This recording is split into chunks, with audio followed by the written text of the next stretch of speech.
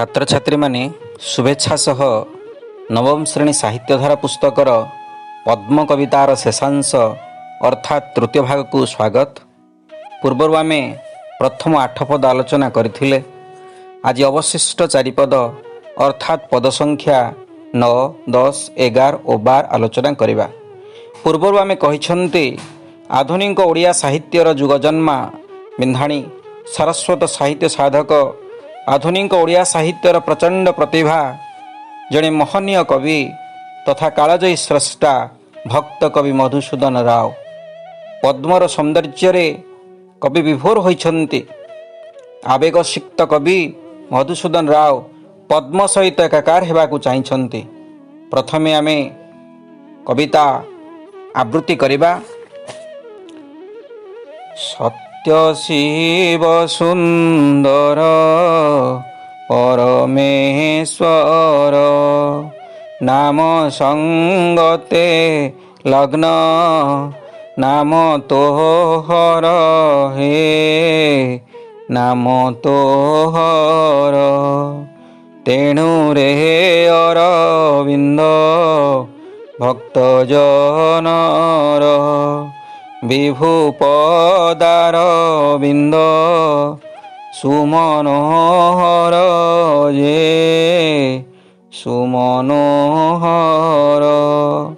सर्वशोभार सद्म रे पद्म तोर संगे निगूढ़ जोग छई मोर जीवन मरण रे तो संगे मिशी थाउ मो मन पद्म दिवस निशी कलुष पंके मुहि केड़े मलिन के मन्ते सरी तोर हेबे नलिन पंकज अटु तुही तेणु भरसा तो परि शुभ्र हेबे लभि सुदशा अनंत महेश्वरे मो प्राण साई बोली राजीव सदा तिबे अनाई हे मो प्राण साई शिखाओ मोते सदा ए पुण्य व्रत तोर आशीषे गुरु मो मन रथ हे मो मन रथ। ताले नवम पद सत्य शिव सुंदर परमेश्वर नाम संगते लग्न नाम तोहर। परमेश्वर अर्थात ईश्वर होउछन्ति सत्य शिव सुंदर तांक सहित लग्न अर्थात जोग नाम तोहर। पूर्व आम कहिछन्ति पद्मभूषण पद्मलोचन तेणु पद्म सहित ईश्वरंकर जोग रही लग्न रही तेणु रे अरविंद अरविंद पद्म भक्त जनर विभु पदारविंद सुमनहर विभु पदारविंद विभु ईश्वरंकर पदारविंद सुमनहर अर्थात सुंदर तेणु ईश्वर सहित निगूढ़ जोग तोर रही एवं मु मध्य आज तो भली ईश्वरंक सहित सान्निध्य लाभ करिया को चाहूँची। एवं भक्त सदा सर्वदा कौन करिथाए ना विभु ईश्वरंकर पदारविंदरे मनोजोग लगाई थाए मन ढाली थाए से भली आज कवि पद्म सहित निजको एकाकार करने को चाहिए।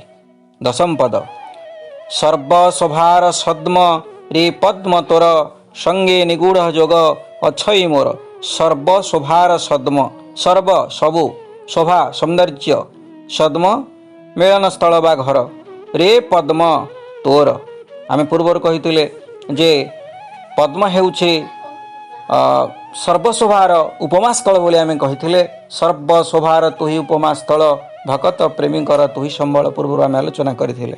तेणु एठी मध्य कहाउछि सर्वशोभार सद्म रे पद्म तोर संगे निगूढ़ जोग छई मोर सबु प्रकार शोभा बा सौंदर्यर गंताघर हेउछि पद्म एवं तोर संगे निगूढ़ जोग निगूढ़ अर्थात गभीर जोग संपर्क अछई मोर तो सहित मोर गभीर संपर्क रही जीवन मरण रे तो संगे मिशी जीवन रे अर्थात आजीवन तो सहित मु मिशिबाकु चाहे, एकाकार हेबाकु चाहे।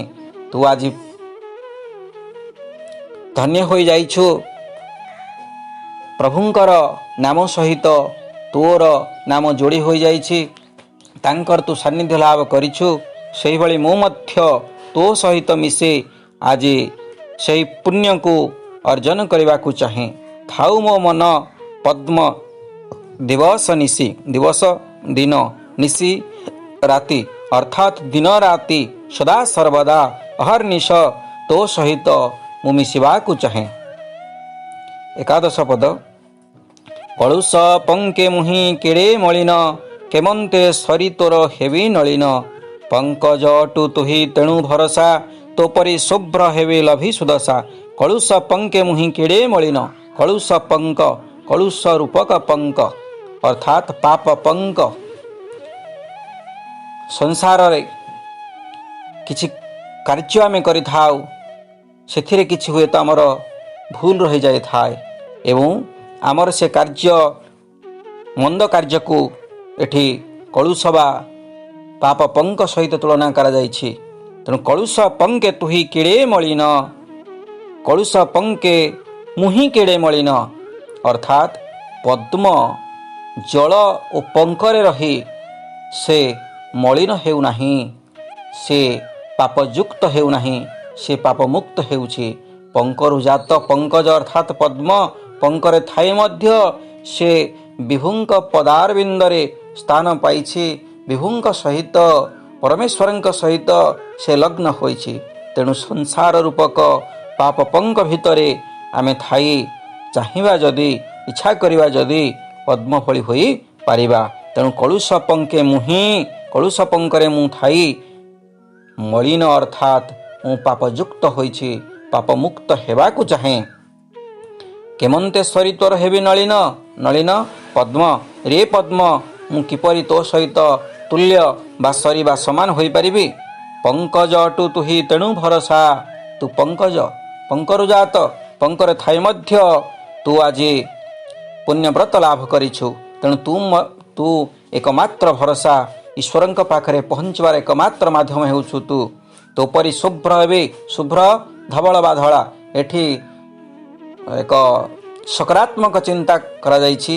तो परि शुभ्र हेबे लभी सुदशा, सौभाग्य मोर से सौभाग्य आसंता कि तो फली सुदशा बा सौभाग्य लाभ मु करंती कि। शेष पद अनंत महेश्वरे मो प्राण साई, बोली राजीव सदा थिबी अनाई। शिखाओ मोते सदा ए पुण्य व्रत, तोर आशीषे पुरु मो मन रथ। अर्थात अनंत अनंत महेश्वरे महाईश्वर महेश्वर अनंत महेश्वरे मो प्राण साई, साई प्रभु स्वामी, हे प्राण साई हे प्रभु कहती जहा करिवे साई ताहा काहारी हातरे नाही। हे प्राण साई अनंत महेश्वर हे ईश्वर, बोली राजीव सदा थिबी अनाई। राजीव अर्थात पद्म, रे पद्म संबोधन करुछंती कवि। रे पद्म सदा सर्वदा मु अनाई रही थिबी काहाकू, अनंत महेश्वरंकु मोर प्राण साईंकु, जे प्राणर देवता प्राणर स्वामी तांकु मु अनाई रही थिबी। कारण तांकर सान्निध्य लाभ कले मोर जीवन धन्य होई जीवो। शिखाओ मोते सदा सदा सर्वदा सबुबेले ए पुण्यव्रत, पुण्यव्रत अर्थात पद्म जेपरि आपणଙ୍କ सान्निध्य लाभ करी आपणଙ୍କ सहित एकाकार हो जाइछि, सेही परि ए पुण्यव्रतर व्रती हेबाकु मु चाहे। तोर आशीषे पुरु, तोर आशीषे पुरु राजीव सदा थिबियो नहीं। शिखाओ मोते सदा ए पुण्यव्रत अर्थात पद्म को कवि संबोधन करिछंती। रे पद्म तू जेउ पुण्यव्रत रे व्रती होई ईश्वरंकर सान्निध्य लाभ करिछु, रे पद्म तू आज मते सही पुण्यव्रत को शिखाओ। यहा द्वारा तोर आशीषे से आशीर्वाद भिक्षा करिछंती पद्म ठारू। कहिछंती रे पद्म तू मते आशीष दे, आशीर्वाद कर। यहा द्वारा पुरु पूरण हेउ मो मनरथ, मोर मनवांछा अर्थात मोर इच्छा मोर अभिलाष पूर्ण हेउ। शब्दार्थ गुड़ी को आम देखी नहीं पारिबा। लग्न युक्त ରାଜୀବ ପଦ୍ମ, ଅରବିନ୍ଦ ପଦ୍ମ, ସଦା ସବୁବେଳେ, ବିଭୁ ପ୍ରଭୁ, ଆଶିଷେ ଆଶୀର୍ବାଦରେ, ସଦ୍ମ ମିଳନସ୍ଥଳ ବାଘର, ପୁରୁ ପୂର୍ଣ୍ଣ ହେଉ, ନିଗୁଢ଼ ଗଭୀର, ମନୋରଥ ଇଚ୍ଛା, ନିଶି ରାତି, ଯୋଗ ସମ୍ପର୍କ, କଳୁଷ ପାପ ଦିବସ ଦିନ, ପଙ୍କଜ ପଦ୍ମ, ସାଇ ସ୍ୱାମୀ ବା ପ୍ରଭୁ, ସୁଦଶା ସୌଭାଗ୍ୟ, ସୁମନୋହର ସୁନ୍ଦର। କିଛି ବ୍ୟାକରଣଗତ ବିଚାର ରହିଛି। ଆମେ ସମଚାରିତ ଶବ୍ଦ କହିପାରିବା। ଯୋଗ ଯୋଗ, ଯୋଗ ଯୁକ୍ତ, ଯୋଗ ସମ୍ପର୍କ, ସରି ସମାନ, ସରି ଶେଷ। ଅଭିଧାନ ନିୟମ ଅନୁସାରେ ଆମେ ସଜାଇ ଲେଖିବା ମକରନ୍ଦ, ଅରବିନ୍ଦ, ସୌରଭ, ରାଜୀବ। ତେଣୁ ପ୍ରଥମେ ଆମେ ଦେଖିବା ସ୍ୱରବର୍ଣ୍ଣ ଗୁଡ଼ିକୁ କ୍ରମ ଅନୁସାରେ ଦେଖିବା ବ୍ୟଞ୍ଜନ ବର୍ଣ୍ଣ। ତେଣୁ ପ୍ରଥମେ ହେବ ଅରବିନ୍ଦ ଅ, ତାପରେ ମକରନ୍ଦ ମ, ରାଜୀବ ର, ତାପରେ ସୌରଭ ଦନ୍ତ୍ୟସ। ଏହି କ୍ରମରେ ଆମେ ଅଭିଧାନ ନିୟମ ଅନୁସାରେ ସଜାଇ ଲେଖିପାରିବା। ତେଣୁ ଯଦି ମୋ ପଢ଼ା ଭଲ ଲାଗିଥାଏ ଲାଇକ୍ କରିବେ, ସେୟାର କରିବେ, ସବସ୍କ୍ରାଇବ୍